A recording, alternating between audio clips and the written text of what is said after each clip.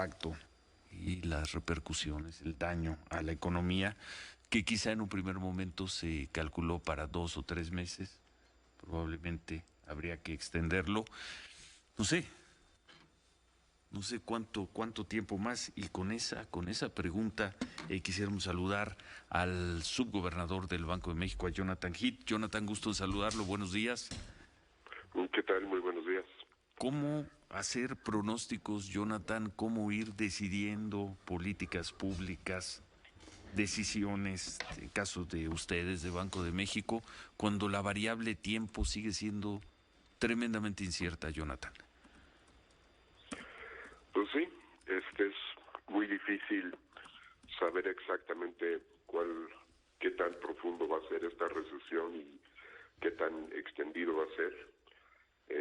Y pues esta misma situación va a estar enfrentando, según el Fondo Monetario, más de 170 países en el mundo. 170. Uno de esos países sin duda es México, y yo insisto porque lo hemos seguido cuando habla usted de lo dificilísimo que sería que se mantuviera caída en la inversión fija, en fin, todo lo que usted ha difundido y ha dicho. Pero aquí la pregunta esta mañana es: ¿de qué estamos hablando? ¿De qué plazo? ¿Sobre qué plazo se puede calcular? ¿Estamos hablando ya el resto del 2020, Jonathan?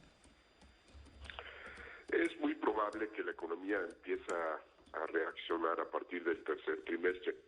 Hoy, por ejemplo, Estados Unidos dio a conocer su reporte de la tasa de desempleo. Sí. Y sorprendentemente se esperaba que iba a aumentar todavía más, pero al revés, disminuyó. Hubo una creación de 2.5 millones de empleos en Estados Unidos. Entonces, pues yo creo que de alguna forma u otra, en los siguientes meses, en la manera en que la economía mexicana va abriendo, pues vamos a empezar a ver tasas positivas.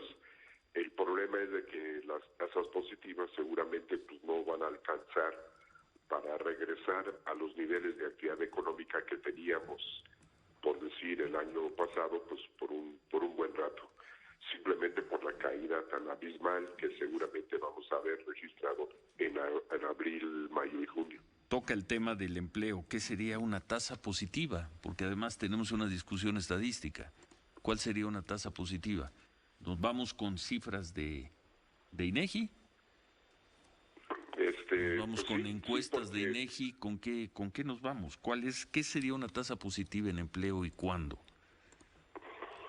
pues el hecho de que se haya perdido 12.5 millones de empleos en abril, lo más seguro es que pues pasó algo similar en mayo, pero a partir de junio, en la medida en que la economía va abriendo, pues muchos de esos desempleos fueron temporales. Seguramente vamos a ver gente que empieza a regresar al trabajo y pues empezará este camino largo y sinuoso de recuperación económica que ojalá que ya empezaremos a emprender pronto. ¿Usted toma como válida la cifra de 12.5 millones de empleos perdidos en abril? Pues sí, pues es muy importante utilizar la información que tenemos. Claro que la encuesta telefónica de ocupación y empleo no es totalmente compatible con la encuesta nacional que se hacía anteriormente. Sin embargo, pues son cifras que nos dan órdenes de magnitud. Quizás no son 12.5, quizás son 13 o son 11, pero lo que sí Pero ese es el sabemos es rango. que ese es el orden de magnitud en la cual pues vamos encaminando. Ahora, recuperar una cantidad así de empleos sin una política pública muy agresiva, activa, sin apoyos financieros a las empresas, es imposible. Es imposible, Jonathan. Pues sí, definitivamente va a ser sumamente difícil, especialmente la parte más difícil pues van a ser las microempresas y las empresas pequeñas que no tienen un capital de trabajo, no tienen una liquidez que les permite abrir en una forma normal ya cuando la economía empieza a abrir en sí. Las medianas y especialmente las grandes empresas pues son empresas típicamente capitalizados, que tienen liquidez suficiente, pero obviamente las pequeñas y las microempresas pues no tienen esta capacidad.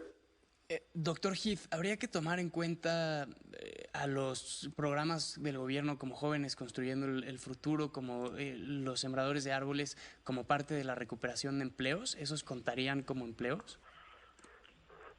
Pues no son realmente empleos, son programas asistencialistas donde se le está dando dinero a la gente, pero realmente no se está constituyendo un empleo tal cual, ¿no? Yo creo que lo que necesitamos son empleos permanentes. Está bien, es una ayuda en lo que se echan a andar, pero lo tenemos que ver más bien desde una óptica temporal, ¿no? Lo que necesitamos es la creación de empleos permanentes y mejor remunerados, que esa es la segunda parte de este problema laboral, que seguramente muchos de los empleos que se van a ir reconstituyendo en los siguientes meses, pues van a ser a salarios menores de los que se perdieron. Seguramente eso va a ocurrir, porque varias empresas se fijaron o le pidieron a los empleados que aceptaran una reducción de sus ingresos por 2 meses, 3 meses, 6 meses, y va a ser difícil que cuando se cumpla ese plazo vuelvan a pagar el sueldo como lo pagaban antes. Pero en fin, ¿usted ve entonces la salida por el lado de la creación o la recuperación de empleos permanentes? Pues es lo que más ayudaría a la reactivación de la economía, sin lugar a dudas. Y para eso se requiere, le repito la pregunta, se requiere una política de apoyo federal. Pues cualquier cosa obviamente pues ayudaría. Desde el punto de vista de nosotros, lo que tenemos que hacer es asegurar de que haya liquidez en la economía, para cuando estas empresas requieren reconstituir su capital de trabajo, pues tengan líneas de crédito, tengan de dónde acudir para poder recapitalizarse. Bueno. Y pues eso sí se está instrumentando en la actualidad. Pues le agradecemos mucho, me llama también mucho la atención que dé por buena, pese a la crítica que tuvo por parte del gobierno federal, dé por buena esta cifra aproximada, producto de una encuesta que dio a conocer la semana pasada el INEGI, de que se habría perdido alrededor en torno de 12 millones de empleos hasta abril, el mes de abril en la crisis. Sabe que es una cifra muy controvertida, es una cifra que no aceptó el gobierno, no aceptó el presidente López Obrador. Ellos siguen hablando de 1 millón de empleos perdidos durante toda la crisis, es el cálculo que hacen. Yo creo que se estaba refiriendo concretamente a los datos a de los formales, los administrativos en el Seguro Social. El Seguro Social, sí. Pero el IMSS únicamente representa como una tercera parte de todas las ocupaciones en el país. Entonces es un subconjunto, muy importante, pero es únicamente un subconjunto de la totalidad de los empleos y ocupaciones en el país. Si representa una tercera parte y multiplicamos ese millón de empleos perdidos, nos llevaría a 3 millones, no a 12, Jonathan. Sí, pero la misma encuesta que hizo el INEGI nos está hablando de que de los 12 y tantos millones de empleos que se perdieron, más o menos 2 fueron en el sector formal y 10 fueron en la informalidad. Entonces, pues eso obviamente no lo ven los números del Seguro Social. Le agradecemos mucho. Muchas gracias por esta opinión. Gracias. Es un placer. Gracias, Jonathan Heath, subgobernador del Banco de México. Da por buena la cifra. Sí. La recuperación de empleos, sí, requiere de una intervención de programas de apoyo del gobierno federal. 10 millones de empleos perdidos en el sector informal, 2 millones perdidos en el sector formal. Todas las cifras son muy preocupantes. Bueno, vamos a pausa, 9:20, volvemos.